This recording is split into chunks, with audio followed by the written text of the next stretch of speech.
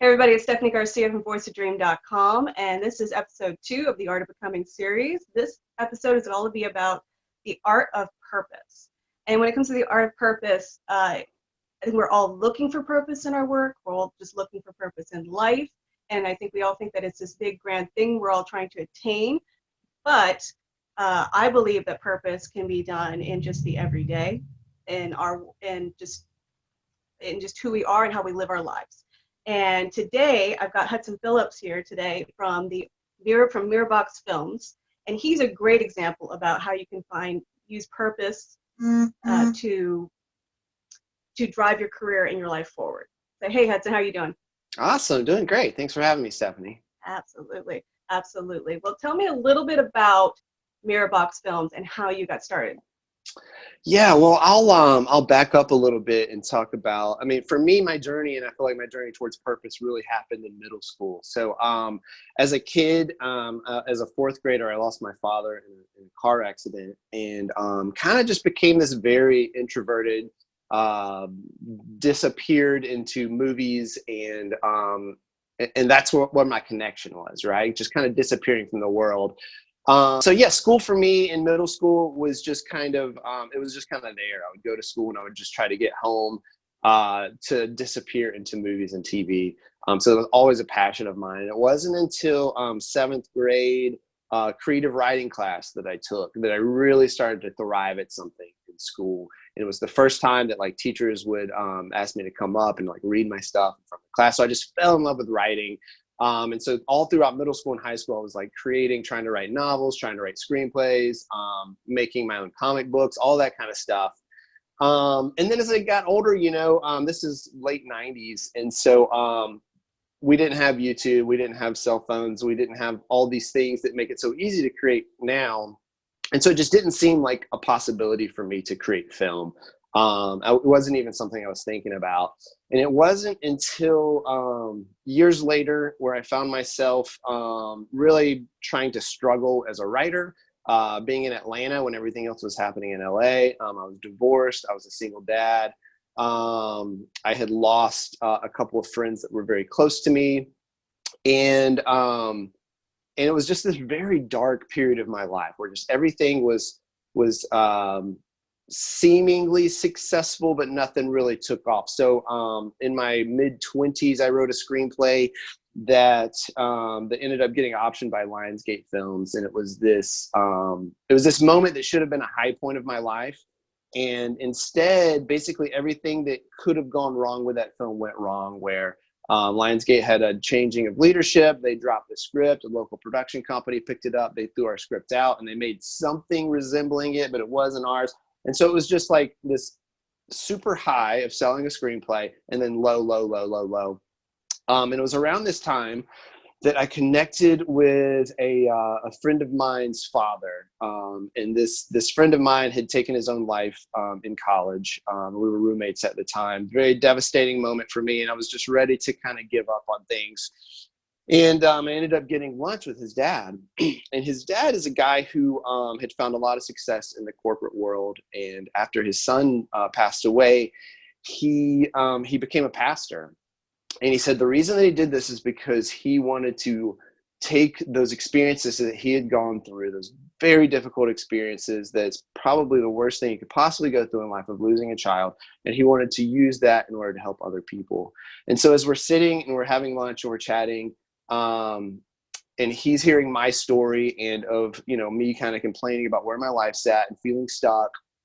And he said, Hudson, what you need to do with your life is take all of these experiences, the loss of your father, the loss of your friend, all these struggles, and combine that with what you're blessed with your art, with your writing, with your filmmaking. And when you merge those things together and present that in an honest way, that's your purpose in life, combining this thing of what you've survived and what you thrive at. And that just really stuck with me so strongly. And I feel like from that moment on, my productivity shot up, my kind of success level shot up, my reason for writing changed. So for me, it wasn't about selling a screenplay anymore. It was about getting my voice out there. And as a result of that, I've been writing screenplays. I started this organization, Script Blast, to help other screenwriters figure out their purpose. I started this production company called Mirrorbox Films. And the reason it's called Mirrorbox is around that same time in my life, I heard a talk by, I'm not going to remember her name, but she did this great talk talking about this therapist, this doctor named V.S. Ramachandran. And Ramachandran worked with people suffering from phantom limb pain. And so he created this device called a mirror box. And what it does is it's this kind of box with two holes in it. And so let's say that you were a soldier and you lost your arm in the war, and you'd feel this incredible pain from what phantom limb pain is. You'd feel this incredible pain as if your hand was still there, but it feels like it's balled up in a fist, and it feels like it's constant pain.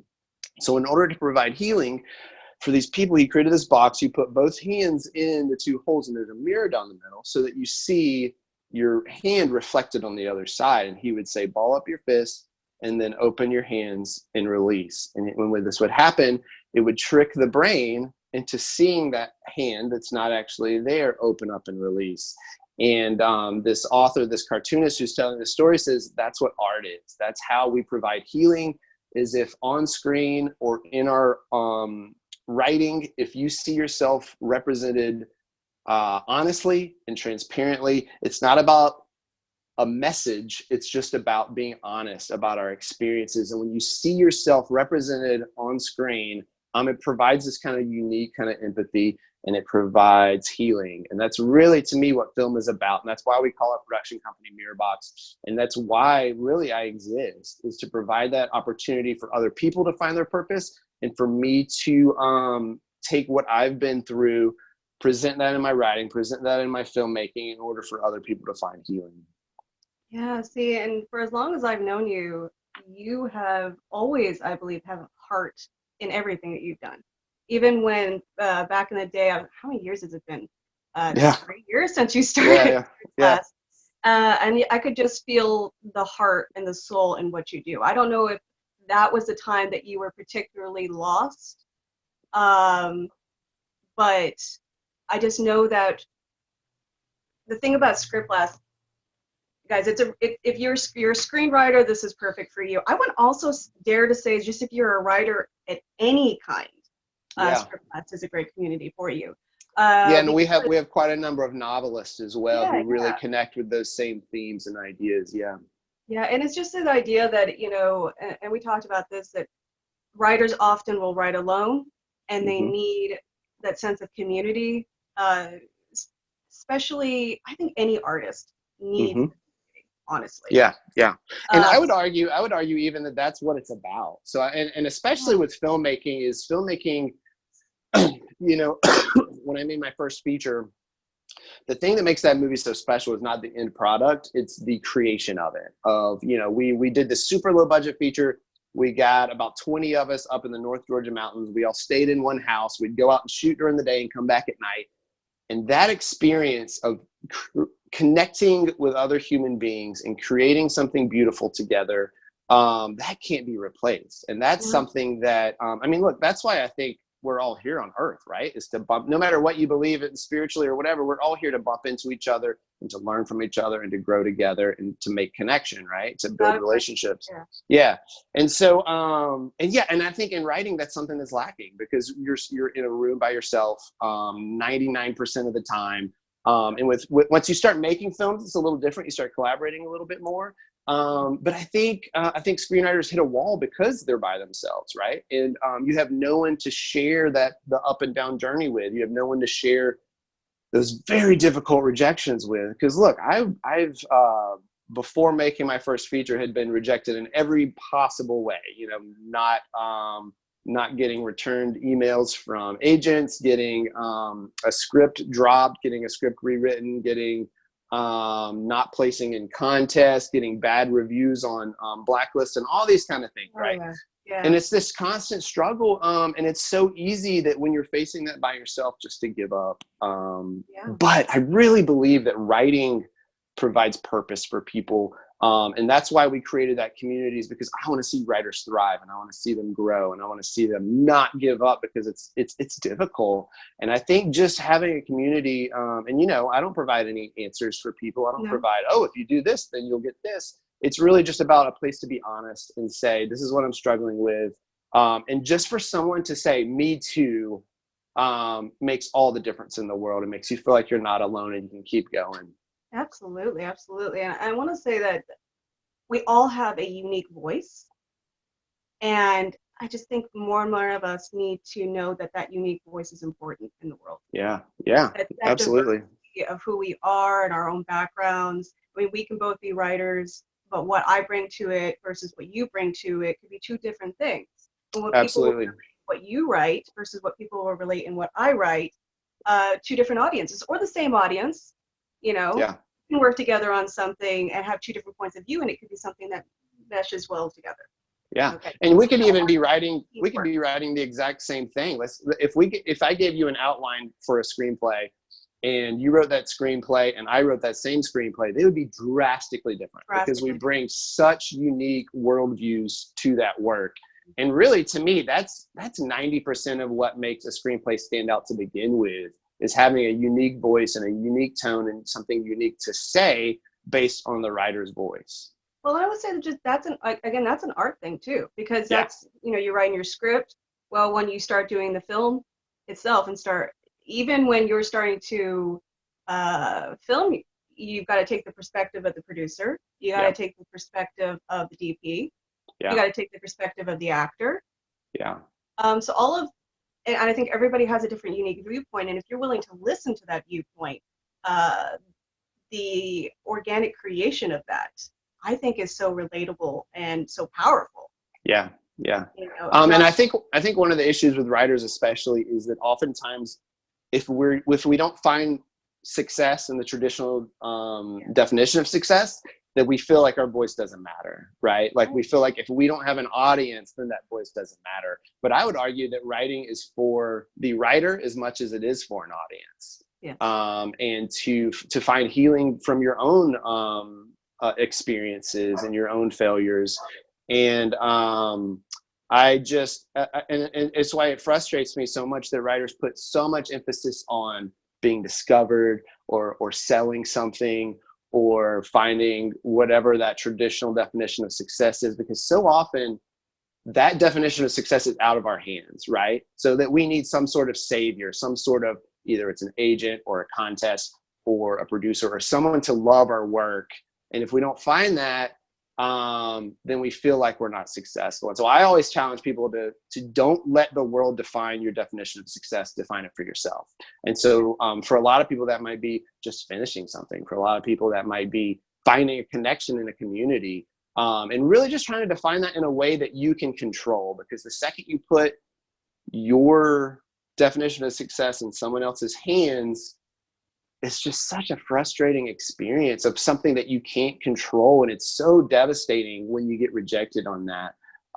And I find that once you redefine that definition and once you make it about just pouring yourself into a piece of artwork, I find that that's when you actually find the traditional definition of success as well, because that's really shining through. That passion is shining through, that voice is shining through. Yeah. And not needing to get validation from an external source. Yeah. That validation needs to come from an internal source, because when you're looking for that validation in an external source, you can't help but compromise. That's right. Yeah. The fact that I don't even think that you were when you first start out, you kind of start thinking, well, if I get the script written and then some production company buys it, well, then I've somehow made it. Right. But in your case, you had the experience of a company buying it. Yeah. And then it was all downhill from there. And then yeah. And so others would see that as rejection. And I know you said it was a very dark moment for you. Yeah. But can we change the definition of rejection to redirection? Yeah. Who says that that's rejection? Right. Who says that that's the end? Why can't we see it from a point of view that maybe that's not? Maybe it's just bumping you a little bit more onto your path. because it Right. it did bump you more into your path. Absolutely. Yeah. And it's one of those things where like I remember we have this waterfall near our house, and it's got all these kind of rocky cliffs and stuff around it. And I remember climbing up these cliffs, and it's not like rock climbing or anything. It's it's stroll up these rocks. But I remember climbing up these rocks one day and not knowing how I was going to get to the top, just going from rock to rock. And then I get up to the top, and you look back down, and it's basically like a staircase. Like there was this very clear path. I just couldn't see it until I got to the top, right? And that's kind of what the screenwriting journey is that you're just going from rock to rock. And the goal really is just to keep moving, going from rock to rock. You're not going to see how you're going to get there. But once you do get there and you look back, you're going to see how this path allowed you to get to that point. And those rocks on the way up are going to be devastating. I mean, they're going to be rejection after rejection. But yeah, like you said, you're going to learn that those rejections are what leads you to be who you need to be and where you're going to be. And a big part of that too is, like I always say, the only person that gets rejected more than an amateur screenwriter is a professional screenwriter. That's just part of the business. Like once you make it, you're facing rejection every single day, even more so than when you're attempting to make it. Yeah, because I mean, you're trying to go based on what the industry is looking for. Yeah. And there's just so many constant struggles. So I also say that if you haven't failed, you're not going to be prepared to make it as a professional anyways, because part of that job is navigating, learning how to fail and pick yourself up the next day and sit down and start writing again and treating it like a job. Well, yeah, and just allowing it to get you clearer and clearer on your voice. Yeah. And allowing it to get you clearer and clearer on, again, purpose, who you are. Let me ask you a question real quick. Okay, so when you got rejected by Lionsgate, was that before or after Script Blast got started? Before. Yeah. It wasn't until years later that I started Script Blast. Okay, so in your heart, what caused you to create Screen Blast? Or Script Blast? Yeah. Like I said, it was the Lionsgate thing. It's funny because we found success so early. I wrote that with two other writers, and we found success so early. But both of those guys have since dropped off and stopped writing because of the experiences that we went through. Yeah. And I was just the only one to keep going. But that was just the first of dozens of failures and rejections. I mean, we kept writing. I had to stay in Atlanta because, like I said, I was a single father and had to stay here for my son, and couldn't move out to LA. And so I would write something, send it out to LA, get rejected, write something, send it out to LA. It was constant rejection. Right. And because of that, I just felt so alone. And I personally needed a place where it was okay to talk about rejection and okay, and to know that I'm not alone, to know that other people are going through that. And so I feel like everything that I do, I first create for myself because I need it. And then obviously everything that I need is something that everybody else in the world needs as well, right? Because we all have the same, yeah. And that's exactly where I think that has been where your success has been. Yeah. From what I've been watching. Every time that you've done something, it's always been coming from your personal life. Yeah. Every time. You know what's interesting? Can I say you kept sending stuff to LA and kept getting rejected, and now Atlanta is one of the hubs of filmmaking. Right. Yeah. So it ended up see how again where it went, where it was like you weren't meant to go to LA. You were meant to do what you were doing right here, because right now you've got Mirrorbox Films based out of Atlanta in a perfect place. Yeah, and Atlanta's in a real unique place right now because, Hollywood's filming everything out here. Yeah.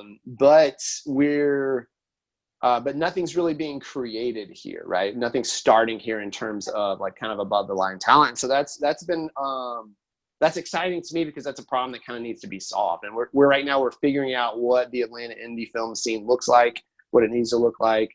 And I think what we're finding is we can kind of be the anti-Hollywood in a little bit, right? So Hollywood is only focused on these major big budget adaptation reboot type of things. And so it leaves this kind of place where,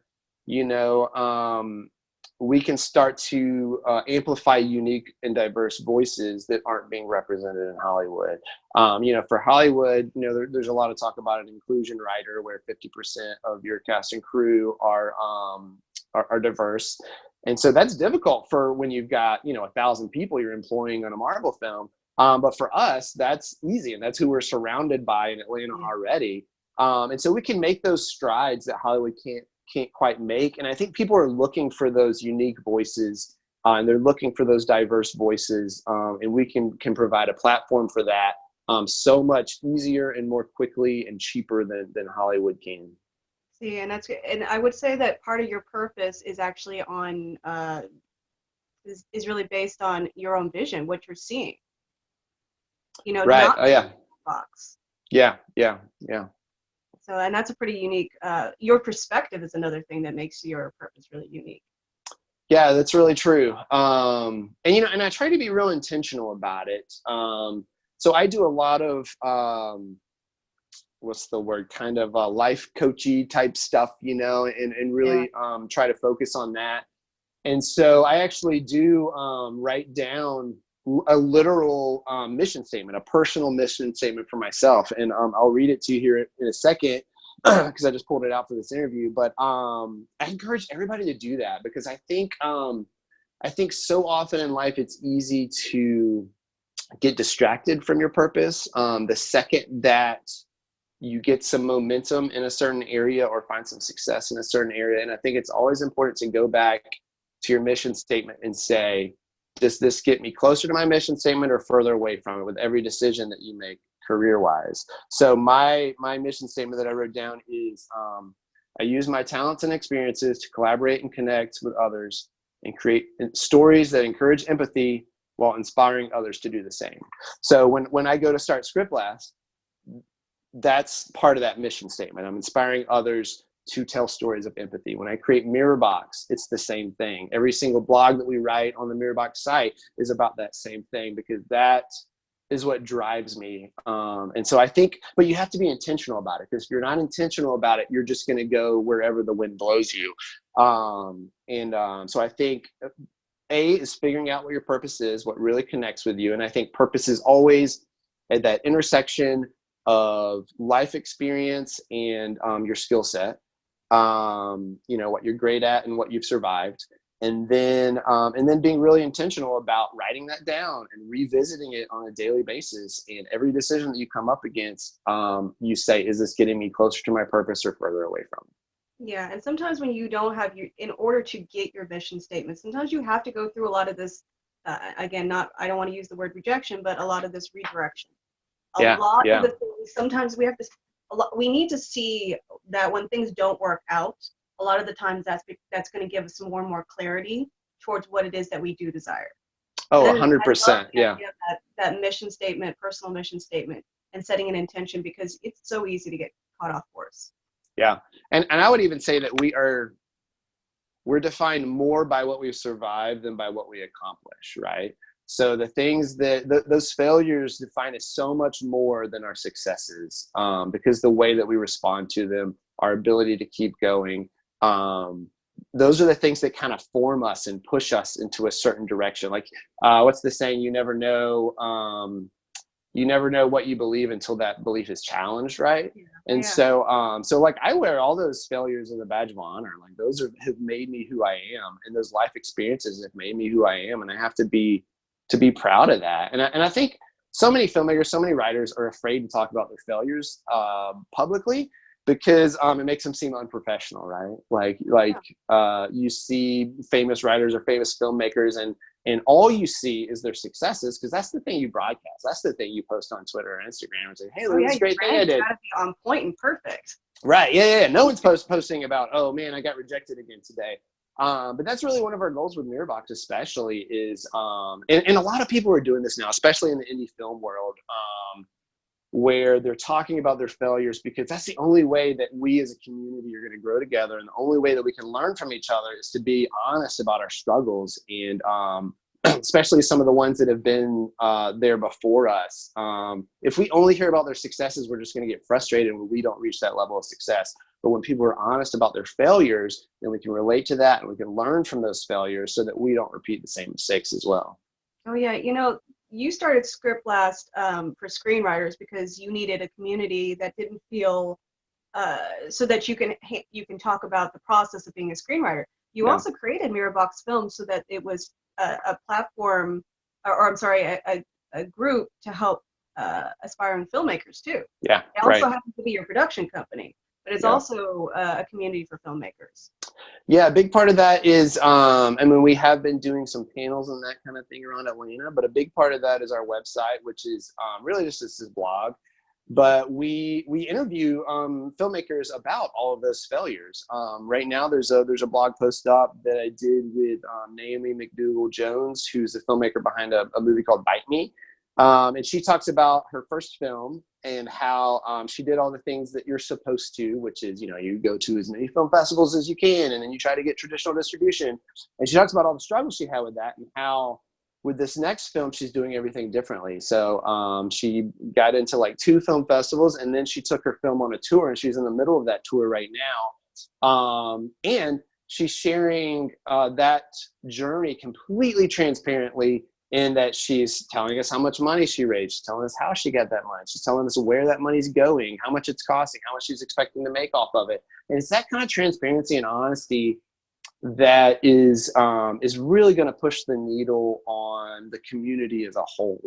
And again, like we were talking about, it is a community. That's why we make movies. It's why we write, is to connect with other human beings, whether that be the people that we're on set with the audience that we're writing for, with other writers, other filmmakers, and again, I think that's the whole point, right? Is to create these environments where we connect with each other, and that's really what the Mirrorbox blog is about, to try to enhance that a little bit. Right. Well, part of finding your purpose is also connecting to yourself. Yeah. Honestly, I mean, I think any art really comes down to the place of just trying to connect to a truth within yourself. Yeah, Even if absolutely. it's just acknowledging the wounds that you've gone through. Mm-hmm. And it may not be that you're writing something or creating something specifically about what you went through, but you can't help but for that to bleed into your work in some way, shape, or form. Yeah, I think that's a really good point, because I think a lot of people hear, oh, I have to write about my experiences, and then they just tell their life story. And that's not really what it's about. The goal is really taking your life experiences and putting them in everything you write, no matter what it is. So I write kind of grounded sci-fi stuff, right? So I take a story like the film that we're making next is a story about this crazy sci-fi device that allows this girl to relive her memories. And so that's kind of like the setup of it, right? She starts to get her memories in real life mixed up. But ultimately, it's a story about relationships. It's a story where I'm able to explore some of the relationship struggles I've been through, as someone that's divorced and had some difficult relationships, and now I'm remarried and have this very healthy relationship. And so we get to explore those sides of it and put that part of myself into that. We explore a lot in that film the idea of memory and how we frame memory, that we control how we view the past and how it influences our present. So you get to explore a lot of those kind of ideas that are very personal to me, but none of that's my life story. It's not even based on my relationships. It's just all of that stuff is inside of me, and it's coming out no matter what I write, So I think that's kind of the important part, is to recognizing what's personal to you and finding that personal thing in whatever you're writing, no matter what it is. Yeah, it's that willingness to be vulnerable. Yeah. And with writers, the first number one rule I remember for years was always told: write what you know, write what you know. Yeah. And I go, but I don't want to write about what I've gone through specifically. Right. I don't think anybody would want to read that or watch that. But what I think people really try and talk about, or at least I hope this is the essence of it, is write what you know, as in, we all know what it's like to be human. Yeah. And it's that humanness that connects us. Now, I will, going back to what you said earlier, it's not always something that people want to share. It's something that a lot of people hide. For that one filmmaker that's on the blog that you're talking about right now, who you just talked about, the fact that she's sharing the entire process and showing complete transparency, that's not something that everybody does or is willing to do. That's a very vulnerable place to be. To sit there and admit to everybody, hey, I'm starting out. I don't have this all figured out. It's not perfect. But there's a relatability to it. There's a Mm-hmm. resonance to it, and there's that connection again. Mm-hmm. You know, can we talk about the fact that sometimes your purpose evolves? Mm-hmm. So just like in writing, where you start off with an idea of what you want to write about, or you start off with a film that you think you want to start off about, there's a certain point when you're creating where it takes on a mind of its own, and you think you're writing about something, but then it becomes about something else. Yeah. Yeah. Right? So the purpose, I think, also does the same thing, because you started off with Mirrorbox Films. I know at the beginning you wanted to do the blog a certain way, Uh-huh. and then over the course of a weekend, you talked to people and you got even more intentional, and it changed. Right. Yeah. Yeah. So, No, that's right. Yeah. Yeah. And it's still evolving. Like I just sent out another email this week to all our contributors saying, hey, let's really focus in on a little bit more. And I think that's true. I think it's true in that, well, first of all, for your own personal mission statement, how that evolves. Hopefully, as human beings, we're always constantly evolving, right? So if we're stagnant and kind of believe the same things we believed 10 years ago, I feel like there's a problem, right? That, you know, I try to consume as much as possible, usually based on what I'm writing at the time. So I'll deep dive into a bunch of TED Talks and audiobooks and all kinds of things in order to explore the themes of whatever I'm writing. And that stuff helps me grow and it helps me look at things slightly differently. I think life experience puts you in a different place. Like I mentioned, 5 years ago, I was a single dad with a failed marriage and doing freelance work, and I was really struggling with it. And now, you know, I'm happily married, and my life, and I have a full-time job, and I'm doing all this screenwriting stuff, and my life is in a completely different place. So that's going to define your purpose, and you kind of have to realize that. One thing I would love to talk about is I think it's important, based along those same ideas, is that life kind of comes in phases, and you have to be okay with that. So, like when my son was younger, you know, he obviously took more time away from my personal journey kind of stuff, right? So I did a lot less writing when he was younger because I had to take care of a kid and raise a kid. Now that he's older, I get to focus on writing a little bit more, and that's okay, because I think a lot of people get so frustrated that, and a lot of pressure of like, oh man, I didn't write this week, and I feel like a failure, and I'm not, you know, I hear all these things about productivity and I'm not living up to that. But the truth, right, the truth is everybody's at a different spot, and so you can't compare your journey to someone else's, right? And then the third part of that is like the Mirrorbox site. So we first connected because I think you had written something for the site, and at that point I was like, let's just let everybody do whatever they want to write.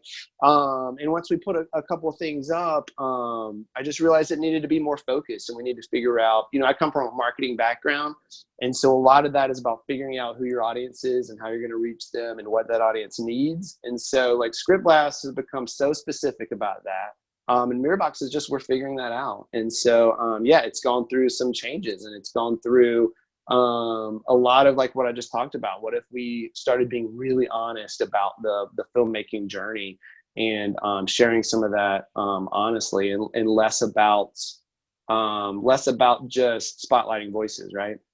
So things are constantly changing and constantly evolving, and that's okay.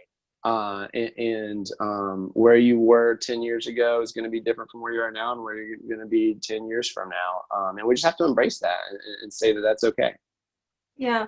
Well, and nobody's, who said that there, well, I want to say who said that there's a timeline, but that timeline, if you have wanting to do this your whole life, it feels like it's taking forever to create. Yeah. But I think also in the industry, there's this idea that if you don't do it by a certain age, you're never going to do it. You know, so I think you and I both know that it takes time to create these things, to become the artist that you're meant to become. Sometimes you got to live a lot of life before you can actually take on your purpose and work in it. It took time for you. It's still taking time for me. And to be completely transparent about that, I've been writing for probably 15 years now, writing screenplays and sending stuff out and trying to get stuff made. And I am making stuff, and I'm very busy, and I'm doing lots of great things, but I still work a full-time job that's not screenwriting related, right? So I am still trying to break in a lot of ways, even though I've been at it for 15 years, and nobody wants to hear that, right? So nobody that's, just starting out wants to hear that it's going to take 15 plus years in order to break in, because that's depressing. When you find what you want to do, you want to do it right then. But oftentimes that's not an option where people are at, when you have families and when you have bills to pay.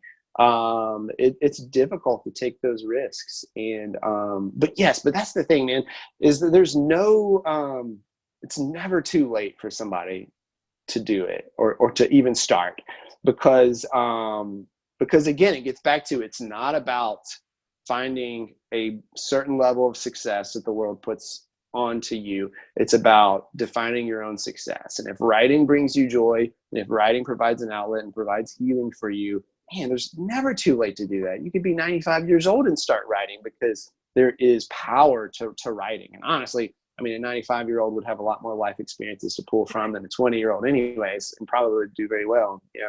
Well, I think you gotta get clear about what it is that you're wanting. I mean, I think it's really easy to look at, let's say Steven Spielberg, and go, man, I wish it was like that, like him. Or you can say, wow, that movie just made a million, or what? Sure. I think right now at this point, Avengers are making $1 billion. Yeah, billions. Can I ever get up there? It's really easy to look at other people who are successful and say, man, can I ever be that good? Yeah. Can I ever get there? And I think we had to take that off the table and just be, okay, is this what you want to do? Do you want to be a screenwriter? Do you want to be a filmmaker? Then just focus on what it is that is your success in that. Is the fact that you're even writing, even creating films, have you created them? Have you finished them? Yeah. Is that a success for you? Yes. Some people want it to be seen, and I understand that.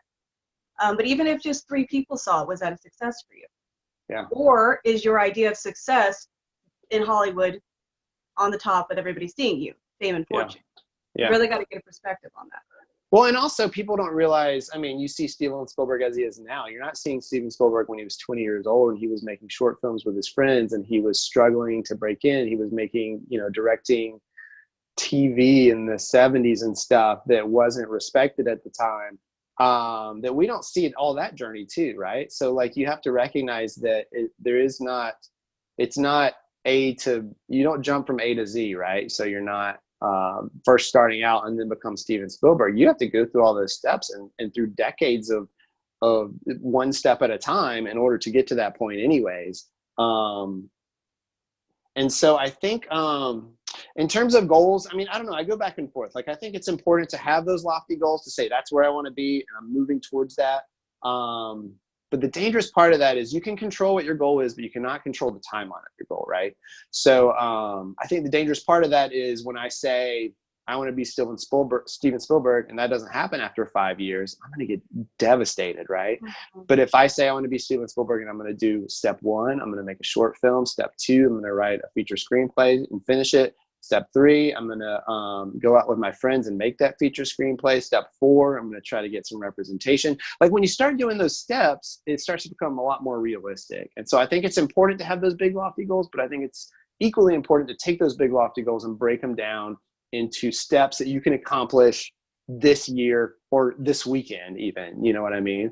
I think a lot of people want to be Steven Spielberg, but they're not willing to go out and shoot a movie on their iPhones this weekend, you know what I mean? Yeah, because that's all you've got.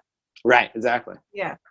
Well, let's take it back another step, okay? Yeah. So it's really great that you might want to be like Steven Spielberg, but okay, let's take a step back and go, why? Yeah. That's the real question, is why? Again, let's go back to purpose, intention, your mission statement. Why do you want to be like Steven Spielberg? Right. What about that inspires you? Do you want fame and fortune? Or do you want to be like him because you really like his style of film? Right. Do you really like the kind of person he is? Do you really like what he's done with his work? And it can be, you're saying Steven Spielberg, but it can be anybody. Sure. Anybody that you're looking at. It could be another filmmaker that you admire. Yeah. Why do you admire that person? I think that's such a great perspective. And I think the truth is no one wants to admit it, but when they get down to it, fame and fortune is a big part of it. You know what I mean? I mean, that's cool. If I could just be doing this full time, I mean, gosh, what a dream come true. But like, look at my mission statement again. So I use my talents and experiences to collaborate and connect with others and create stories that encourage empathy while inspiring others to do the same. That's something I can do right now in this moment tonight. I don't have to have fame and fortune to do it, right? So that's why I think it's important when you're coming up with these mission statements for yourself, with this purpose for yourself, that it can't be something that you have to get somewhere first in order to implement it, right? And so, you know what, this mission statement might be Steven Spielberg's mission statement too, and he's doing that where he's at. But I can also do it where I'm at. And so, success is not my mission statement is not dependent on a certain level of success. There we go.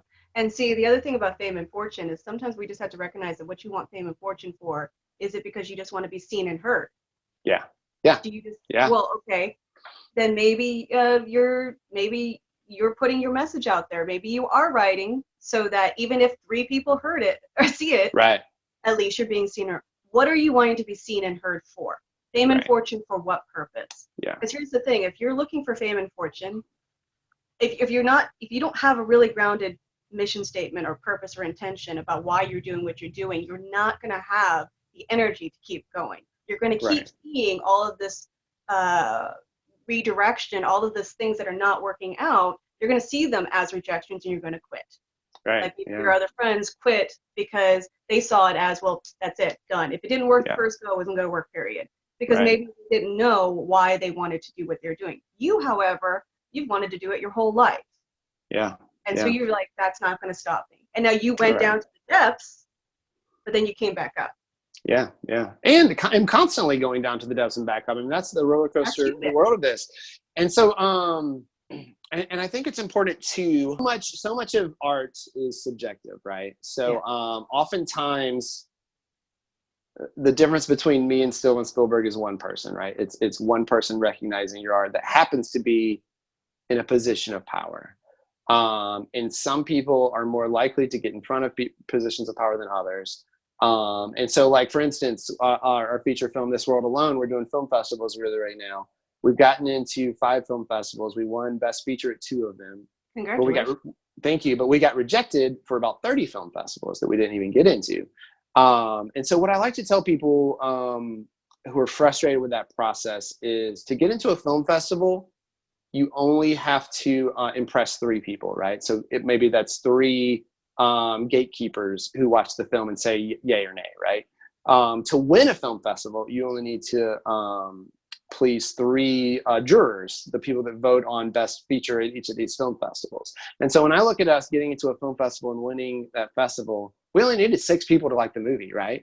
And so for those 30 that we got rejected, maybe 1 person didn't like the movie and we didn't get in. So much of it is subjective. So much of it is so small that my goal became, all right, to win at a film festival, you just have to please 3 people. If I go to a film festival and I find 3 people, no matter who they are, that loved our movie, that's a success, right? Because you're connecting with an audience that loves it. Who that audience is doesn't really matter. We put so much power in the hands of gatekeepers that if they just happen to like something, we're successful. If they happen to not like it, we're not. But our goal as creators should be to connect with an audience no matter who they are, right? And so, and I have a real passion about that, is to not give so much weight to these gatekeepers and to these people who are making these decisions, and give weight to the audience and just connecting with people. So we've gone to these film festivals, and my favorite moment in my entire career is just talking to people at the end of the movie about what they thought about the movie and exploring the themes, and they talk about how they were moved by it, and how they saw themselves represented on screen, and all that stuff is so meaningful. And I think if you can just find 1 person that connects with your art, that's worth creating that art for, right? Yeah, I mean, half of the success of being a creator is honestly just creating. It's taking this thing that's calling you and putting it out into the world because you have to. And how many people stifle that? How many people are doing other things in their lives because they don't believe that the thing that's calling them is going to be successful, or is going to be what they dream it's going to be? So they're afraid to even start. You don't want to die with that message still in you. You don't want to die with that art still in you and it never came out into the world. The fact that you create it and put it out into the world should be a success. It doesn't matter when anybody else likes it at all. I mean, yes, it can bruise your ego, but if you created it, you put it out there, and it's the best that it could possibly be, done. Yeah. Success. Right And there. that is a How many success people ahead of because, you can do that? right. Yeah. Because for every one person that put something out there, there were 10 that never finished, you know? Yeah. So I think that is a big sign of success. Absolutely. Absolutely. Absolutely. And again, you're so right with that whole time thing. There's no timeline. Because could Yeah. you imagine, let me say it a different way. Who you were 15 years ago when you first started writing is not the person you are now. Right. The world may also not be ready for, you may not have been ready to put out your best work 15 years ago. Yeah. The world, the industry, your platform wasn't ready. It took 15 years to get here to where you are now. Yeah. So things takes time. And 100%. Yeah. Time is an illusion. Yeah. Had I found success with that first script sale to Lionsgate, and I had moved to LA and started writing then, I wouldn't have made it. I would have been moving back to Atlanta a couple of years later as a failure because I was not ready for that. I wasn't the writer I am now. I didn't have the life experiences I do now. I didn't have the connections that I do now. There's something about putting the time into it. It's the Malcolm Gladwell 10,000 hour thing. It takes 10,000 hours to become an expert at anything, and I wasn't there. I had just started writing. Me finding success was a fluke. I happened to find one gatekeeper that liked something, and it got pushed up, but I was not ready for that. And I think it's such an important lesson to learn, is that, look, writing a screenplay is hard. Writing a book is hard. Creating anything is hard. And so we finish it, and we want immediate recognition for that. We want it to sell immediately. We want to break in immediately. We did this thing. We're going to make it. But after one screenplay, you are not ready for that. That it's going to take time. And I even think that most first-time screenwriters shouldn't even show that first script to anybody. You put it in a drawer, immediately start on your second one. I can't even imagine. Yeah, first draft. I mean, you write it, just it's a success to even get to that end. Oh, it's so hard. Absolutely. That first one out, and no. Yeah. Let me come back to it a couple years later. Right. Yeah. Let me say, you were successful, or I'm sorry, you sold your script 15 years ago. Let's say you did move out to LA and came back. Because the gatekeepers didn't like it, or let's say because you didn't fit into the system, you would have came back and thought yourself a failure. Now, 15 years ago, how many gatekeepers were in the industry? And now there's room for so many more voices to be heard. Everybody there's YouTube, there's so many different platforms out there now. Yeah. You can control your brand so much better. You really don't need the gatekeepers to say, hey, you got this, you're successful. Right. So maybe perhaps that's where time comes in. Is maybe 15 years ago the world wasn't ready, but now it is. Yeah, it's really true. And that's not something that I mean, I can't control what year I was born in. I suppose I could have controlled when I started writing. And even that first sale took, I was writing for 4 years before even that happened. Because we wrote a first screenplay that nothing happened with. So technically my second screenplay ever, which is still crazy early in a career to sell something. So here's the thing with, and that's something we're exploring with indie film right now, because indie film seemingly has more opportunity than ever. The problem with filmmaking stuff is it's just still so expensive to make a movie. I mean, even on the crazy low end, you're still spending, tens of thousands to hundreds of thousands of dollars. And there's so many places for film now, but that's something that indie film is trying to solve right now, is how do we go directly to our audiences without having to rely on these gatekeepers? Because that's kind of the thing. There are more opportunities than ever, but there's also more gatekeepers than ever. So, and there's more people creating content than ever. So it's become more competition to find the eyeballs to watch your movie. And the competition, you're competing against major conglomerates with millions of dollars to spend on eyeballs when we have $0, right? So, but one of the things that I'm really trying to create a movement for is almost this kind of punk rock idea of, right now indie film feels like a farm system for Hollywood, that everybody's goal in indie film right now is to move up to Hollywood. Like, that's the next step. Like, okay, I made this movie for $100,000. Now I want to make one for $5 million and work in Hollywood and get my Star Wars movie or whatever. But the problem with that is that you're never going to create a system that can exist on its own when everybody that finds success just moves up. So hopefully, like, one of my goals is to try to get rid of this hierarchy of Hollywood is real movies and indie film is child's play kind of stuff. And to get more, and the more people that find success in indie film and the people that solve that problem, hopefully they'll stay in that world and keep making those movies and really build up that community without just the goal being getting up to Hollywood, Well, I think it comes down to intention, though, because why are people trying to move up? Because they think it's going to give them what? More money, more audience, more clout, yeah. And there's nothing wrong with that. I mean, Right. I think we live in a world that is for a very long time been based on you got to get to the top. You always got to be moving up. You always got to be going for more. It's a social status. Yeah. That's how we've been conditioned. Once you get into, it doesn't matter what career you're in, you should always be looking at the top. Yeah. What I'm trying to talk about is what if we consider that it's not so much going vertical, but maybe horizontal. Yeah. Maybe it's expanding outwards, knowing why we want to do what we want to do, and maybe it isn't necessary to get to the top. Yeah. And just living up to your purpose wherever you're at. Absolutely. Exactly. Because you don't have a control where you're going to go. Just like you don't have control about the time. Right. Yeah. You don't have control about what you're meant to do. Yeah. All you have is today, this is what's calling you. So today, go ahead and create it. Yeah, I love that. So you're thinking, some people might not even be trying to film anything because they go, well, all I have is a phone. Mm-hmm. I don't have the fancy camera. So maybe one day when I get the money to get that fancy camera, then I'll start. Right. Yeah, but how many things will come along that you'll use the excuse for that money to never go to that camera? Yeah. Because when you're first starting out, it's just about taking that camera and figuring out different angles. Right. It's a lot about just figuring out your own style.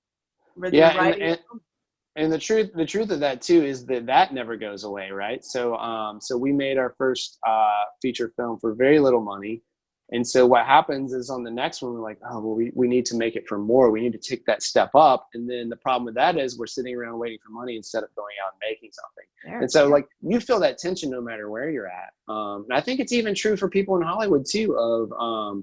It's harder than ever to raise money to make movies, if you're outside of that system and maybe even inside the system. There are filmmakers, best well-known filmmakers are still having to struggle getting. Well, yeah, because you're taking an idea that you're passionate about and trying to sell it to other people who may not see it. Yeah. Or other people who are looking at what is and saying, well, you know what, this is what's selling right now. So this is what we're looking for. We're not really looking for a thing because there's no guarantee. Yeah, and it is a business, and there are people that are giving you money that are looking for a return, and you have to learn how to solve those problems too. But that's the great thing about when you're first starting out is you don't have to worry about it. You can just go and you create whatever you want to create, get that experience, get those 10,000 hours in, figure out your voice, take your time, not have to worry about paying money back or even relying on it for your sole income, because the second you do that, you start to make sacrifices in order to make sure that you're making money instead of living up to your purpose. And I kind of, and that's part of the reason why I work a full-time day job too. And I don't rely on my writing to make me money is because that allows my writing to be whatever I want it to be and to be a real creative exploration. Of course I want those things to make money too. But I get to balance that, right. And have a little more control over it. Yeah, I think the second that you try to make your creativity pay for you, to pay your bills, is the second the creativity stops. Yeah. There's who's the author? Big Magic. Elizabeth Gilbert. It's Elizabeth Gilbert. Yeah, I was just about to. Yeah. I didn't know what the name of the book was, so I didn't say anything. Yeah. That she really influenced me a lot with that book, and she talks a lot about those ideas in there.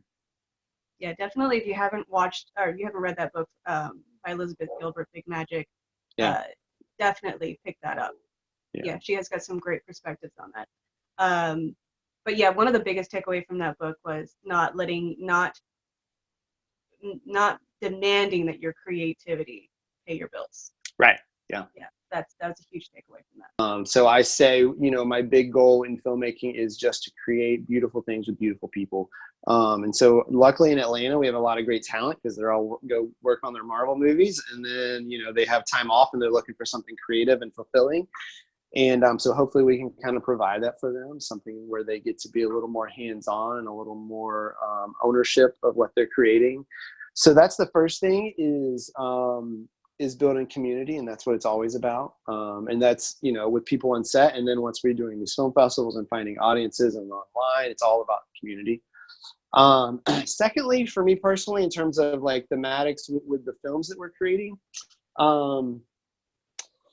it's just a lot of what I talked about with the mirror box idea of being honest and transparent about life experiences, of exploring big questions, and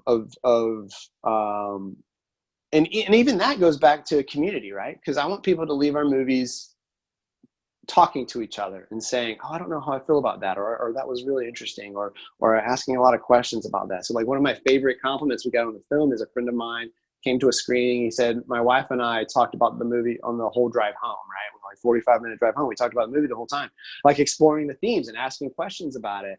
And that's what great film should do is, not provide clear answers, because the second you get a clear answer, there's no conversation, right? But to ask big questions. And so like our first feature, This World Alone, the big question in that movie was, how do we raise our kids? It's about a girl growing up in this post-apocalyptic society who's leaving home for the first time. And she has these two mother figures in her life, one raising her that the world is, inherently evil and it's dangerous and you need to learn how to take care of yourself out there, and don't trust anybody. And the other one is, no, the world is a beautiful place, and goodness will win out. And so she's got these two warring philosophies as she goes out on this journey. And she really has to figure out her own identity, and not rely on either one of those, right? So that's a question about parenting. And so you leave that film and you're able to have these conversations of how much of what we believe is nature versus nurture. Is the world good or bad? How do we prepare our kids? How much freedom do we give them? There's all these questions that we ask without providing answers to that, just by exploring that journey on screen. So that's really the goal with everything that we're doing. And Mirrorbox 2 is not just producing work that I write, but we're working with other screenwriters to get their work produced as well. And so that's one of our big goals, is say we're going to make these grounded films that are low budget, but they engage with the audience in a certain way, that there's a big question about the world that it's asking, so that people have those conversations from the moment they leave. Yeah, I mean, that's the whole purpose of art, is to show, to mirror essentially what the world is currently back at you, so they can come up with their own opinion. Absolutely. I think that's the amazing thing about art. Yeah. Thank you so much, Hudson, for doing this. Absolutely. I could talk about this stuff all day. It's just, I have such a passion for it. Yeah. Yes, I am so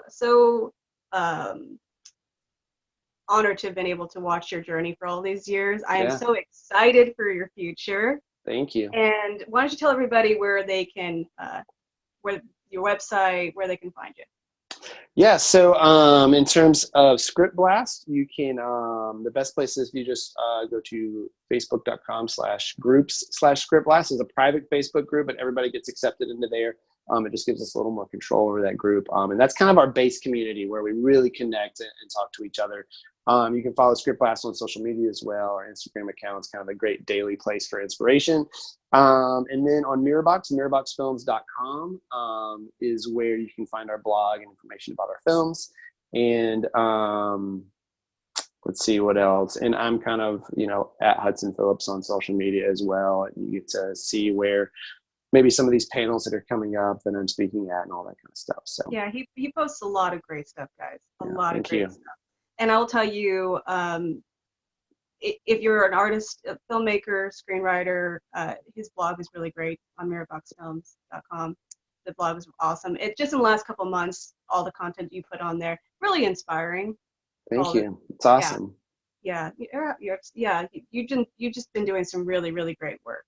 I really appreciate that. That means a lot. so much, we're putting out into the world and you never hear that kind of feedback. So that makes a world of difference. Again, just wanting to connect with other human beings. So yeah, sometimes it helps to just know, hey, what I'm putting out there, somebody's seeing it, somebody's hearing it. right. Yeah. Yeah, No and matter you how know what? small that audience might be. Yeah. Hey, Yeah. small or big, doesn't matter, Yeah. as long as you're That's influencing. right. No, absolutely. Absolutely. Yeah, Yeah. I know that you've just with Script Blast, I know that you helped a lot of people. You definitely helped me. Yeah. Definitely. No, that's great to hear. All right, so that's it, guys. Thank you so much, and I'll catch you next time. Bye.